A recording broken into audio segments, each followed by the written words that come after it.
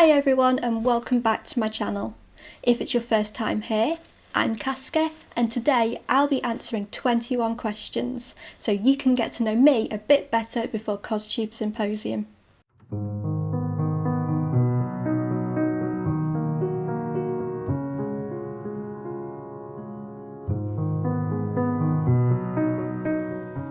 While I'm answering the 21 questions, I'm also going to make myself a new spooky pin cushion because my old one has seen better days.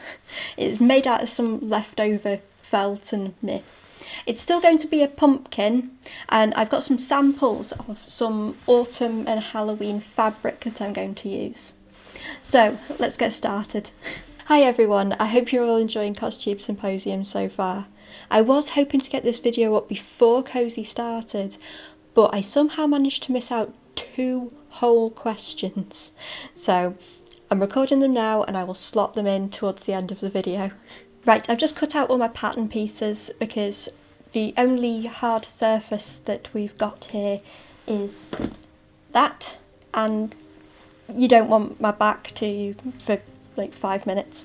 So what we've got is this spooky fabric, another spooky fabric, this one a little bit rubbish. I don't really like the blue, but I tried to get as much orange as possible. Little pumpkins, and then we've got 2 that are like fall themed. So they're my pieces. First thing I've got to do is stitch them along this edge, and what that'll do is when it's 3-dimensional it'll make that side just bulge out a little bit, because the problem I had with this one was using the instructions I found online. It's not very pumpkin-y, it's just kind of round, so with this one I want it to actually be pumpkin shaped, and I've not got any, but I will get some like orange embroidery thread, the thick stuff, and make it so it pulls in the seams. I hope that makes sense. Anyway, while I'm doing that, I will get to answering some questions. What is your favourite genre of costuming? I'd have to say my favourite genre of costuming is probably historical and specifically Victorian. I think because of my gothic aesthetic, the Victorian stuff's really kind of called to me. I was already into corsets and all that kind of stuff anyway, and when you look at a lot of the morning dresses and stuff, that's so goth. So yeah, that's my favourite genre. Right, these are all pinned, ready to be stitched together, and time for the second question. What originally got you into costuming? Well, I started out sewing, making my own clothes, and I really ramped things up when I started going clubbing in my early 20s. I was big into the like goth club scene, and a lot of the stuff I used to make was very kind of club kid-esque. There was lots of UV reactive stuff, mad hair that was UV reactive and usually made of wool with glitter in it, stuff like that. I was very much the kind of person who you would see me walking down the street with my fluorescent UV reactive pink hair, and I loved making corsets. I was rubbish at it, but I really enjoyed it. And something that occurred to me only recently, looking back at some old photos from back then, is I actually pretty much made a pair of stays. They were just bright pink UV reactive with zips and clips and stuff on them, but they were exactly the same shape as stays. And I also did cosplay when I was clubbing as well. We did Battle Royal. There was a lot of Japanese inspired cosplay type things that me and a few of my friends would do. I was also very into the whole 6-inch platform boots, furry boot covers, wings, trying to be the biggest and most noticeable person in the club. So the kind of clothes I used to make, were very costumey. I think that's the basic point I'm getting at. My general clothes were very costumey. I even made a bug-inspired outfit at one point that was a corset and a skirt made out of, I can't remember what the fabric's called, but it's kind of sheer and like all different colours. The sort of thing that you absolutely should not be making a corset out of. There was some very strategically placed boning.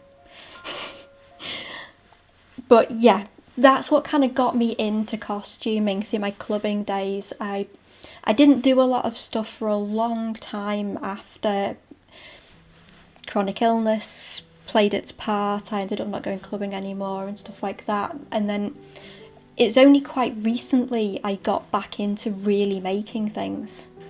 Question 3. Who do you look up to? Who taught you to craft? That is an easy one. My dad. He didn't sew, although I'm sure he probably would have had a go at some point, but he was a crafter. He loved to make things. He used to be a floor layer, and so he always had like equipment at home, sanders, drills. He'd go to, there was a DIY place near us, and he'd often get like scrap bits of wood from there and just make stuff. He made a grandfather clock at one point. I used to love just sitting and watching him make things. It's also probably one of the reasons why I also enjoy watching the channel Tested, because just watching Adam Savage just making things, it reminds me so much of those days with my dad. Like, he really was like an inspiration, like really was. And right up until the end, because he died like a few years ago now, he was always so enthusiastic, and anything that I made, he had nothing but encouragement and nice words to say about it. Even if it was absolutely rubbish, he would still encourage me. Like, he absolutely really amazing person. I just realised that most of the time, with the camera being where it is, you can't really see me sewing. I've also realised that I'm actually going to get this done pretty quick because it's only small.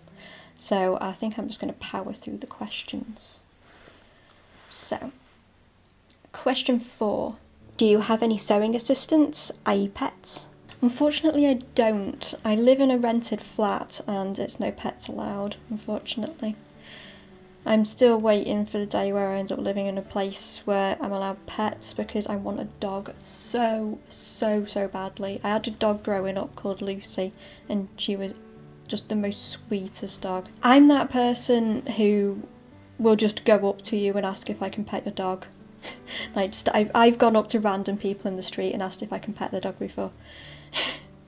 It's the one thing that can like overrides my social anxiety. I usually hate going out, like really don't like going to the shop. If I see a dog though, then that helps that little bit.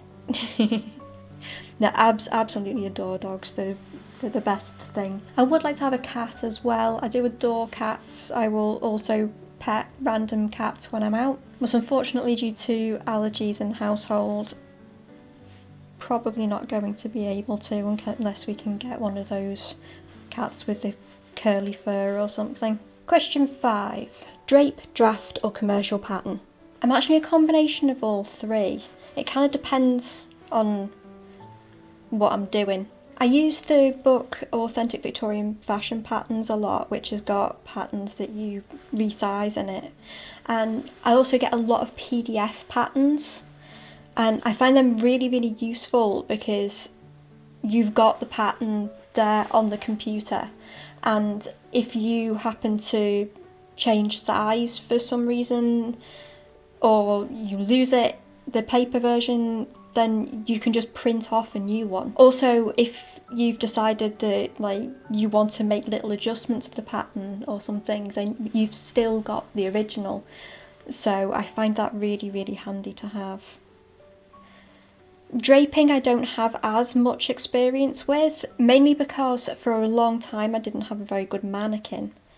I got one from a charity shop that was like a hard plastic shell that was supposed to be just for putting clothes on, and it was good for just getting a general idea of will this item of clothing fit over a vaguely human shape, but it wasn't good in the sense that it was nothing like me.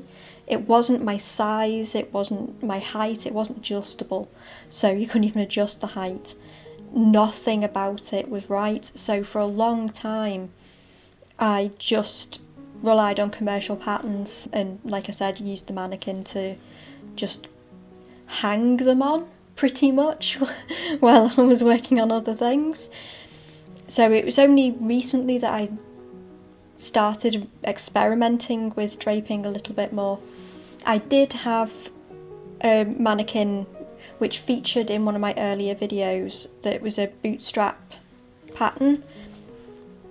I'm gonna have to remake it, I think, because I used the wrong fabric, so it ended up stretching a little bit, so across the shoulders and stuff it doesn't really fit my shape anymore.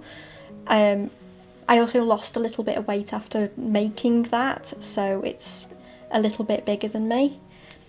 But yeah, the great thing about that as well is, with it being a pattern that you print out, I was able to alter the pattern to give it hip dips, which no mannequin, unless it's custom made, is going to have hip dips, and I think that's something that's really, really important if you're making clothes for somebody who has them, because like you've got to work out where the waistline of skirts and trousers and stuff is going to be, and if you've got hip dips like mine, quite often if you have say a pair of jeans where the waistline fits directly inside the dip, then it makes you look like you're overhanging your jeans and they don't fit you.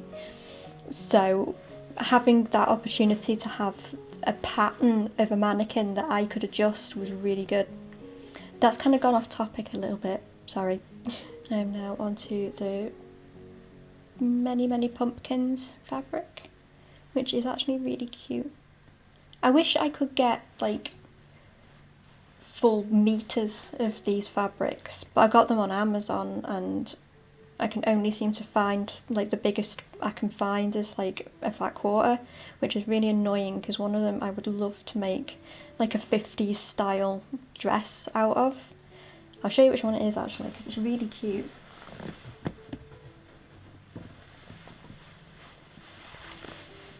That one. How nice would that be as a 50s dress?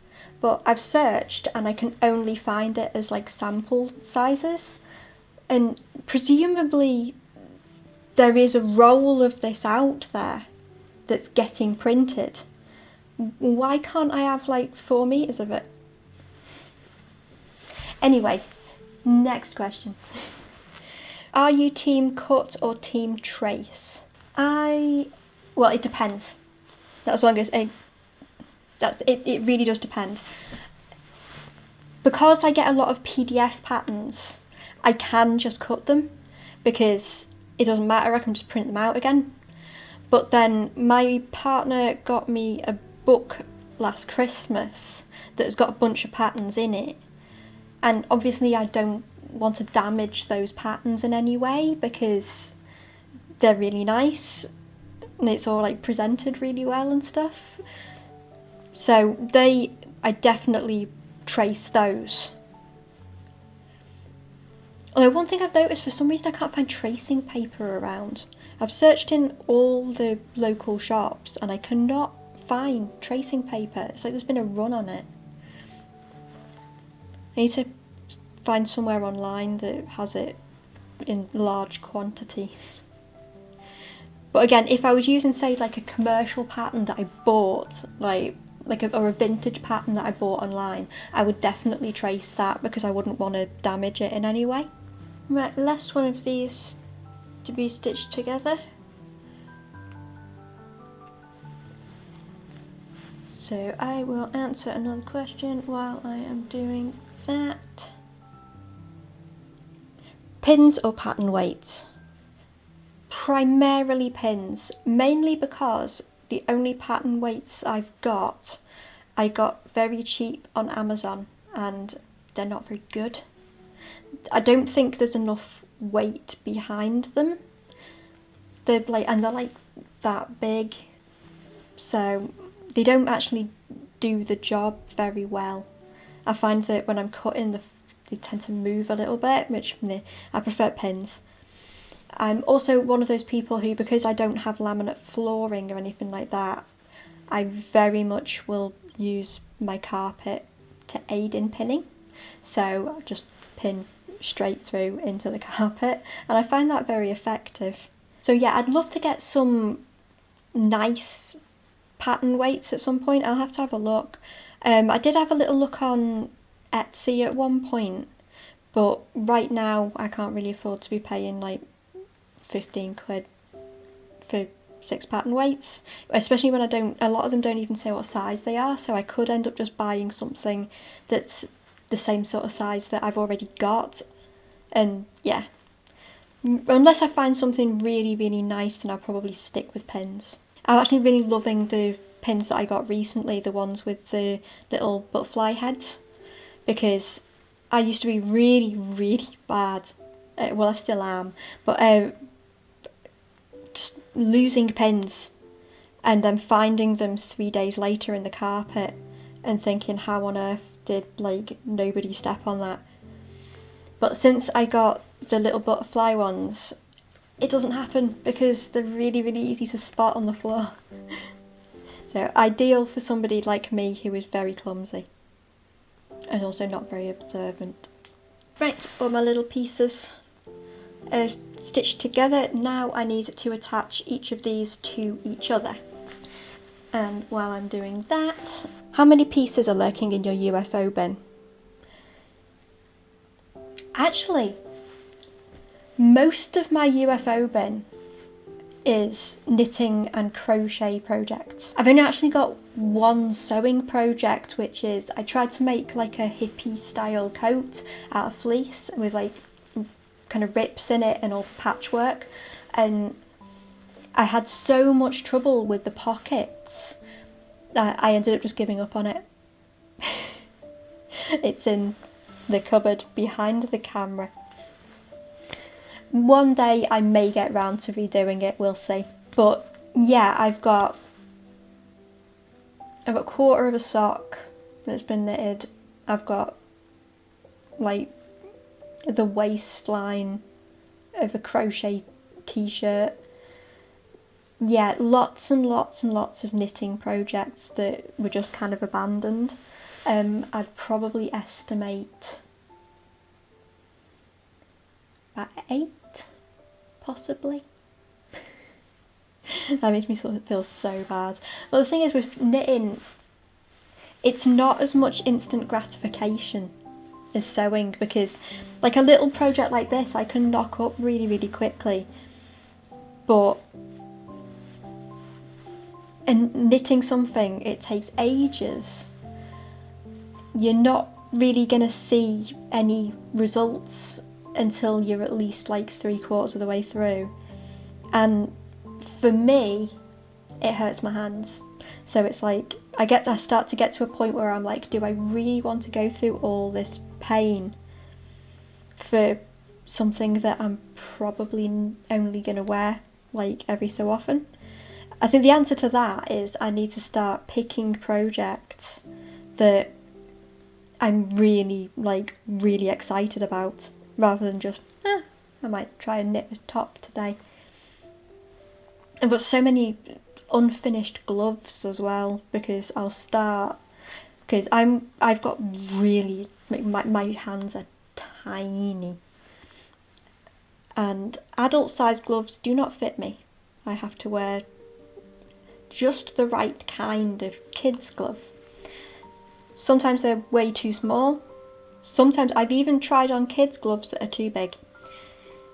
So I went through a phase of thinking I'm gonna knit myself some gloves that are actually my size, and then doing like the body of the glove and giving up at the fingers. I think my issue there is I find double-ended needles too fiddly. Which era or genre would you still like to make a costume of? I'd actually really like to make some like 70s like style pants. I don't know why, just for some reason I think it's weird, right? I found some jeans that were, I'm pretty sure, like at least 70s inspired in a charity shop, and they were high-waisted and they fit really, really nicely and just looked really, really flattering. And I've never been able to find any pants like that since, so I'm thinking I would quite like to have a go at making some like 70s flares. So yeah, also because the other memory that this brings back is like back in the 90s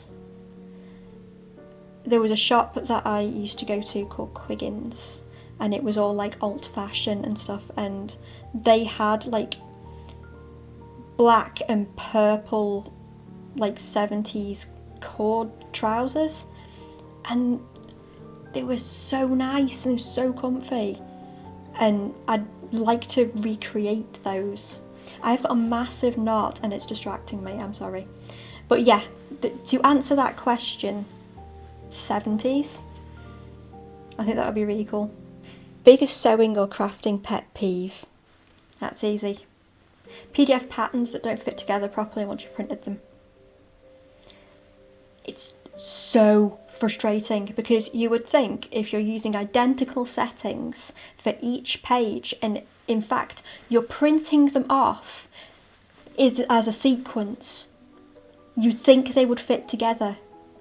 But I've had patterns where it's been like, oh, easy, print off in A4 sheets. You click print, 100%, you've done your test thing, so you know that like an inch is an inch. And then there's one piece that doesn't line up.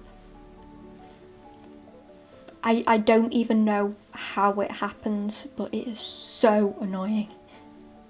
Now, I'm actually only halfway through, so I am going to just rattle these off. What do you like to watch or listen to while sewing? Other creators.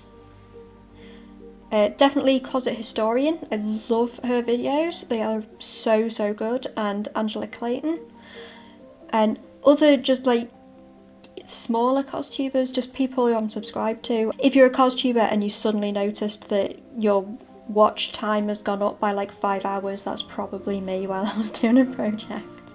Because I just basically leave them on autoplay because it's so interesting and it's inspiring. It's great, like while you're stuck on something or finding something really tedious to get through, just watching other people creating things is so inspiring. I mentioned him earlier on, but also Adam Savage Tested. I love his enthusiasm when making things. It's so contagious. So yeah, definitely other YouTubers. That's my go-to while I'm making things. I find if I'm trying, like, if I put on a show or something like that, I just get distracted too easily. I can't concentrate on what I'm doing. What did you learn to do in the past year that you are most proud of? Sizing up patterns. That's something that I didn't even really know was a thing. Like, when I first started making stuff, I was very much kind of, well, that's what the pattern is. The pattern says that it's a size 12. Why wouldn't it be? And then wondering why things didn't fit me properly. So learning that like patterns are fluid. You can like manipulate them and size up a pattern that's like that big on a page. I had no idea that kind of thing like was doable for me. I assumed that was something that only like big professional like sewists and tailors knew how to do, like resizing patterns. But yeah, it turns out I can do it, and it's not too difficult. That was one of the things with corsetry as well. Like the corsets that I used to make, I basically just made what was in the pattern. Like, I didn't know how to alter or anything, so they never really fit me very well. But now I know that not only can I find a good corset pattern in a book and scale it, I can also alter the proportions of it so that it actually fits me. I never would have thought of doing that in the past, and it's only really been in the last like year or so that I've learned how to do that. Best sewing tool you ever invested in? This. Back in my old clubbing days, trying to make corsets with a hammer and one of the little plastic things that you put the top and the bottom part of the eyelet shaper into like a little plastic holder, and then you'd have to hold it and pray that you didn't hit your fingers when you were whacking the thing with a hammer. I then got this. These are so good. True, because I have zero body strength, I either have to get a little bit of help or put my entire body weight into it. But it's so much quicker than with a hammer, takes so much less energy than a hammer. They come out neater. I'm never ever going to be a person who can get eyelets completely straight, but they are neater. I'm not getting like ones that are bent wrong because things were misaligned, and they're so much quieter. I don't have to worry about the neighbours complaining. So yeah, this was a very good investment. Most satisfying technique. Hand felling. I never thought I'd be the kind of person to think that, because I used to hand sew out of necessity because I didn't have a decent sewing machine.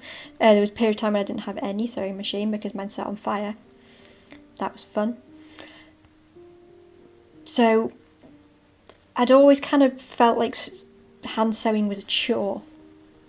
And then the only time that I used to hand sew because I needed something really, really distracting was when I wasn't feeling well.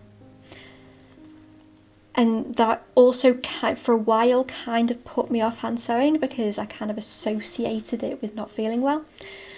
But again, only really recently I've started to feel like peace and joy in hand sewing, and hand felling is just so satisfying because the seams you get are just so neat and nice. It's just,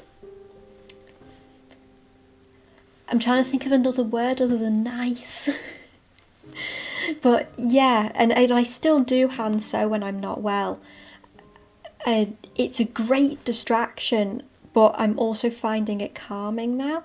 I don't know what's changed, but for some reason, it might have actually been hand felling that kind of changed my perspective on it, because my hand sewing before was always, especially because I wasn't doing it in the best of circumstances, it was always really messy.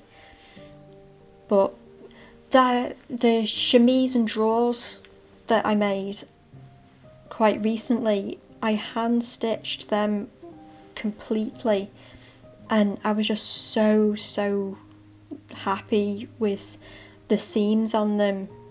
Like, yeah, I love hand felling stuff now. Do you pick a project and then procure materials, or collect materials and let them speak to you? Well, as a skint person, I will pick a project and then get materials for that, because it's a simple case of I literally can't afford to have a stash. The only things that I will get kind of on a whim are if I'm, say, in a charity shop and I find like a big duvet cover that's really, really cheap. There's also a charity shop quite near me that gets like whole bolts of fabric from shops that don't need them anymore, can't sell them or for whatever reason. So that I will get, because that kind of thing is very, very handy, not just for various projects but also for mock-ups. I used to rely heavily on getting cheap bed linen for doing mock-ups and stuff, and then I remembered that that's the kind of thing that they also sell in charity shops, and I can get it for even cheaper. So that's the only thing I'll really hoard. But like, I think the only fabrics that I've got that aren't assigned to a project right now are the blue and gold kind of shimmery fabric, which I bought, but it turned out not to be what I was looking for the Giga project. And the other thing is, from Pound Fabrics, I got a load of like kind of greeny, bluey and white fabric that, I don't know, I'm thinking I'm going to make a dress with it, like a kind of like flowy dress, but I'm not 100% sure, but it was only like £2 a metre, so I couldn't really pass that up, and I knew that I would find something to make with that at some point. So they're the only fabrics that I've got that aren't fully assigned to anything. And I'm going to do another one just because I've only got this little bit to do, and then stuffing. Machine sewing, barefoot, socks or shoes on the pedal? Barefoot. I hate socks. And I think it just kind of feel weird wearing shoes. I don't wear shoes inside anyway, but I don't know what it is. I just really, really hate wearing socks. I'm not wearing socks now. I think I have a lot of issues with textures and just the way things feel to me and stuff. So I think with socks it's partly, I don't like it when they're too tight around my ankles, and I also don't like it when they're too loose, because then they'll start to slip off, and I don't like it when they turn round and the heel's in the wrong place. It feels, don't like it. So yeah, to answer that question, barefoot. Right, time to turn it inside out. See if I've not made a huge mistake at some point. Hey. So I've just got to stuff that now, and we'll be able to get a better idea of how it looks. Before I do that, because I do have to run in the other room to get the stuffing because I forgot it. Another question, scissors or rotary blade? Scissors. Only because I don't own a rotary blade and I never have, so I've never tried one. I don't know what it is. The big thing that's stopping me from experimenting with a rotary blade is not having a big cutting mat. I did have a look on Amazon, but they're a bit pricey. And I don't like the idea of having a little one and having to keep moving it. That's one of the issues with the only big table that we've got, like our dining table, which I sometimes use for cutting. I'll only use it for cutting smaller projects because it's too narrow, so things tend to slip off it. And I don't like the idea of messing about moving a cutting mat around. I'd rather just get like a massive one, like the one Noelle from Costuming Drama. I really like her big one. So yeah, for now, scissors. I probably would like a rotary blade more, thinking about it, because with the scissors I tend to get quite a bit of pain in my thumb using them. So it's definitely something at some point I will experiment with. Right, stuffing. We have a big bag of stuffing. I'm going to stuff this and then answer a question, because that rustling bag is going to be really annoying.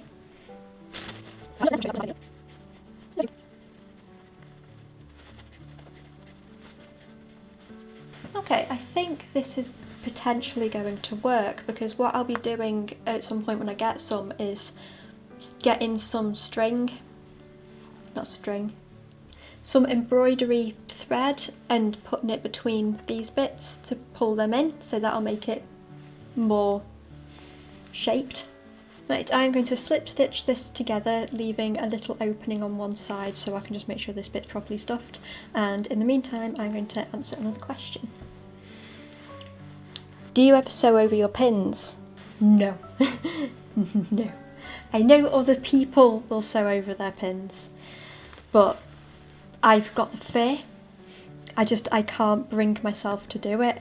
I just keep imagining pins breaking and bits of sharp metal flying everywhere, and no, I just can't do it. I cannot sew over pins. I can't bring myself to do it. It's one of those things that terrifies me when I'm sewing. I once accidentally went a little bit too far over when sewing in some boning, and the needle snapped, and oh no, didn't like it one bit. Nothing against people who do sew over their pins, it's just not for me. This is it. It's still not 100% finished. I need to get the embroidery thread to go in between to squish it in. I also need to find something green to do this little bit on top, and also attach some elastic, but I'm going to do that at a later date, and you will probably see this pop up in one of my videos at some point when it's completely finished. So look out for that. Tea, coffee or chocolate? Chocolate or coffee. Chocolate and coffee together. I do like tea, but I can't drink it. Tea leaves just don't agree with me for some reason. I also can't have caffeine, but I do love the taste of coffee, so I love getting a decaf coffee at one of the big chains. I also can't have milk, which I'm a mess.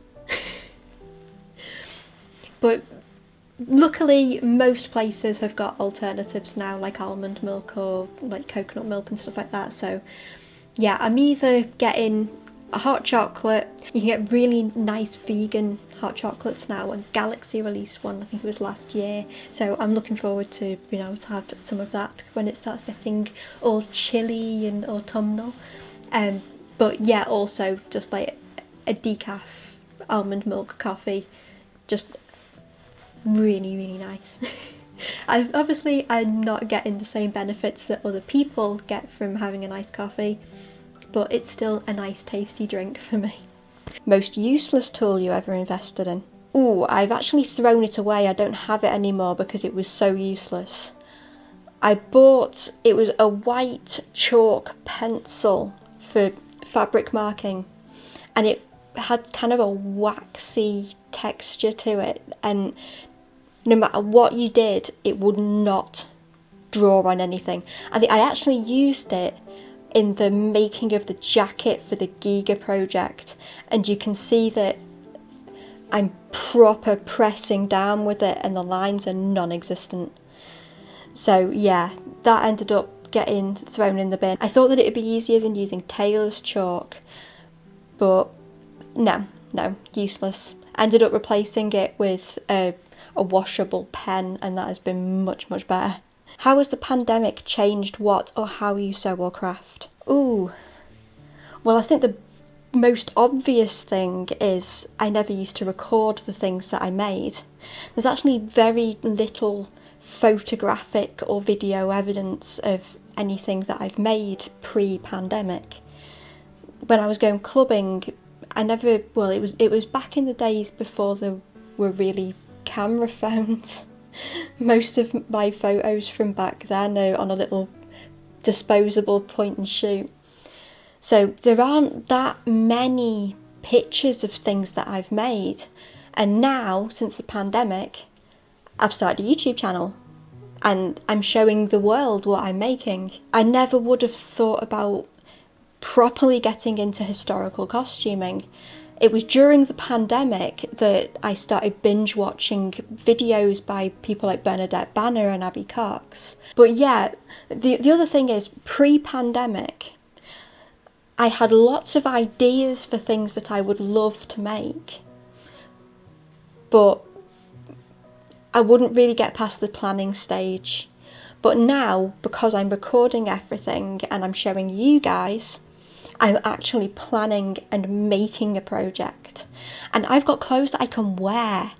The zebra top, which features in the previously recorded part of this video, and the scrunchbutt leggings, I've worn them out and they're really, really comfy. So yeah, definitely actually making the things that I think of. And that is it. That is all 21 questions. I hope you found this interesting, and I will see you again on Sunday when I will have my video up on corset flotting for CoSy. So I'll see you next time. If you enjoyed this video and fancy giving it a like, it would be very much appreciated. I'm always open to your suggestions and constructive criticisms, so anything you'd like to see, let me know in the comments. And if you'd like to see more videos from me, then why not subscribe and hit that bell so you'll be notified next time I upload a video. Thanks for watching, I'll see you next time. Bye! Okay, so obviously I was in massive amounts of denial about how that little pumpkin turned out. I'd sewn the wrong curve, and I think you can kind of tell when I turn it inside out. There's just like a little moment in my eyes where I know exactly what I've done, and I'm in so much denial because I'm recording a video that I'm just like, yeah, that looks great. But anyway, I fixed it. I took the whole thing apart and restitched it, and I managed to find a bit of green. It's from a quilt that I got from a charity shop. It just had like some grey and green stripes on it, so I nicked the green from that. And I'm so happy with how that looks now. It looks so cute. I put a little pipe cleaner in it so that I could bend it into shape, and I really like it. I almost don't want to use it as a pin cushion. I might make another one and have it as a little ornament, or maybe make a few. I don't know. Anyway, actual end of video now. Bye.